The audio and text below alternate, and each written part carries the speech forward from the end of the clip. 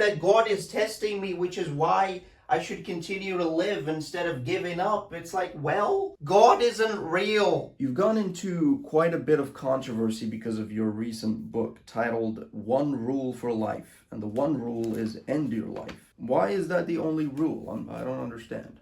Well, when I ask a student, what do you want to do with your life? They might say, well, for the time being, I'd love to study. And it's like, well, what do you want to do after that? Excel at my career and become very successful and maybe even start a family. It's like, well, what about after that?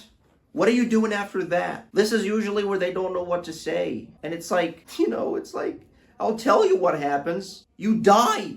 You die and you go to hell where you belong. It's like, why wait to go to hell? Go now.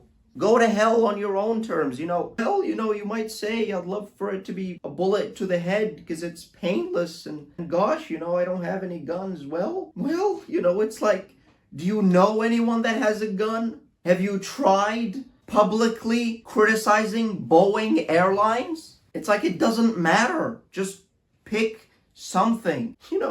I tell my students this all the time. Go look in the mirror and ask yourself, if a loving God really exists, why would he create such an unlovable behemoth? You might think to yourself, well, God, my life is nothing but pain and suffering, and maybe I should just jump off a bridge. Well, do it. Oh gosh, I'm too scared to do it. It's like, well, give it some time. It'll get bad enough to where continuing to live is as or more terrifying than dying itself. Then you'll be ready. You might say, well, God, I don't live near any bridges. And it's like, well, probably a highway where you live, 2,000 pounds of steel going 60 miles an hour. You don't think that's enough to send you to hell? And